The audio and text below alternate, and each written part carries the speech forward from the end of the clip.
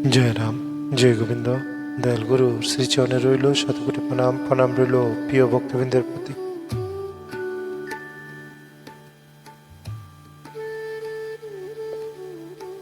মানির আলোকে পথ চলা শ্রী শ্রী রাম ঠাকুরের পত্রাংশ ব্যাখ্যা দ্বিতীয় খণ্ডের দ্বিতীয় অধ্যায়।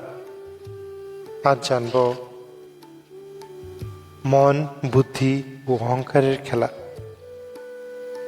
জয় রাম, জয় গোবিন্দ। গুরুচরণ কমলে আবার প্রণাম জানাই সবের প্রতি। মন, বুদ্ধি ও অহংকারের খেলা।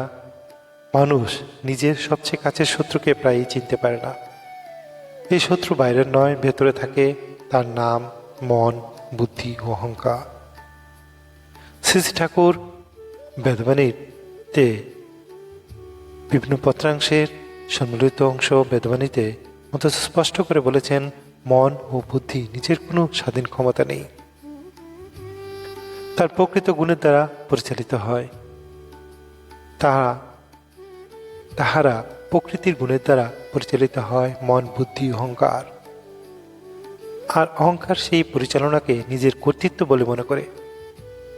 এই তিনের মিলিত খেলাতেই মানুষ প্রকৃত সত্য ভুলে যায়, সত্যের বিস্তৃতি হয়। মন এবং মনের অস্থিরতার মূল কেন্দ্র।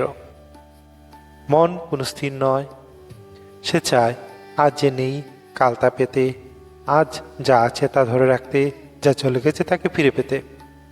মন স্মৃতি আর কল্পনার মাঝখানে দোলা খায়। অতীতের দুঃখে সে ভারাক্রান্ত, ভবিষ্যতের আশঙ্কায় সে অস্থির। তাই বলা হয়, মন নিজের কোনো সিদ্ধান্ত নেয় না, কিন্তু সে প্রতিটি সিদ্ধান্তকে অস্থির করে তোলে। বুদ্ধি ও যুক্তির আড়ালে আত্মপ্রবঞ্চনা।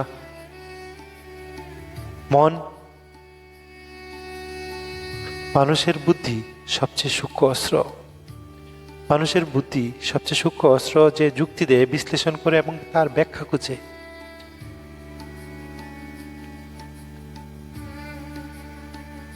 কিন্তু সমস্যা তখনই শুরু হয়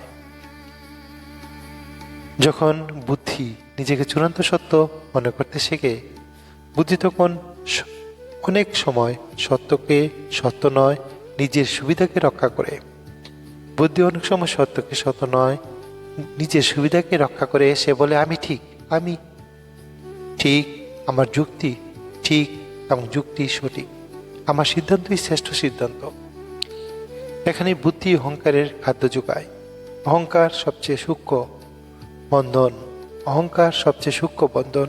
অহংকার মানে কেবল দম্ভ নয়। অহংকার হলো আমি কর্তা এই ভাব, আমি জানি এই ধারণা, আমার নিয়ন্ত্রণই সব এই ভ্রান্তি।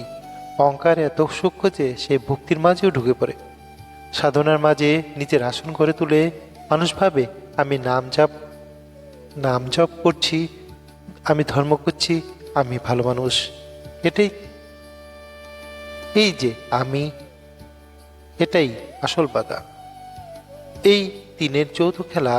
মন এর ইচ্ছা জাগায়, বুদ্ধির যুক্তি দেয়, অহংকার দাবি করে আমি করছি। এই তিনের খেলা। মন ইচ্ছা জাগায়, বুদ্ধি যুক্তি দেয়, অহংকার বলে আমি করছি। এই তিন মিলেই তৈরি হয় বন্ধন, ক্লান্তি ও দুঃখ এবং সত্য বিস্মৃতি। মানুষ তখন বাহ্যিক সাফল্য পেলেও অন্তরের শান্তি পায় না। সে খুঁজে মুক্তির পথ। মুক্তির পথ কোথায়? দয়াল ঠাকুর শ্রী শ্রীরাম ঠাকুর এই জায়গাতে আসার কথা বলেছেন। তিনি বলেছেন, মন, বুদ্ধি, অহংকারের কে শত্রু করতে নয়, শত্রু ভাবতে নয়, তাদের সত্যের অধীন করতে হবে।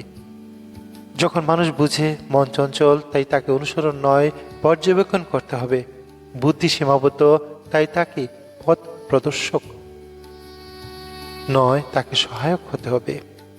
অহংকার ভ্রান্ত, তাই তাকে সমর্পণে স্মিত করে দিতে হবে বা গলিয়ে দিতে হবে। তখনই শুরু হয় মুক্তির যাত্রা, নাম ও সমর্পণ। জয় রাম, জয়।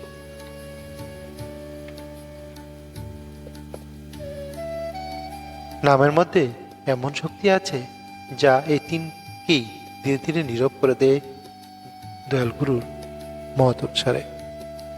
নামে রুচি এলে মন শান্ত হয়, বুদ্ধি নত হয়, অহংকার ক্ষয় পেতে থাকে।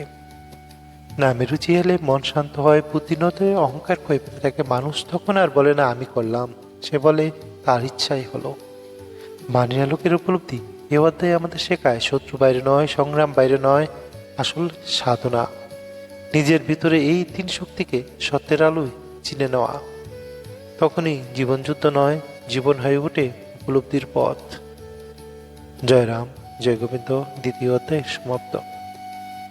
মানিয়া লোকের পথ চলা শ্রী শ্রী রাম ঠাকুরের পত্রাংশ ব্যাখ্যা সুব্রত মজুমদার। জয় রাম, জয় গোবিন্দ। আপনার মহামূল্যবান মতামত জানাবেন। ভুল ত্রুটি মার্জনীয়, ক্ষুদ্র প্রয়াস।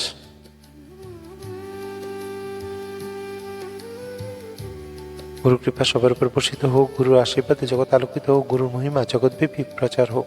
জয় রাম, জয় গোবিন্দ। সবাই ভালো থাকবেন, সর্বদাই গুরুর আশীর্বাদ আপনাদের উপর বর্ষিত হতে থাকুক। জয় রাম, জয় রাম, জয় রাম। রাখলাম।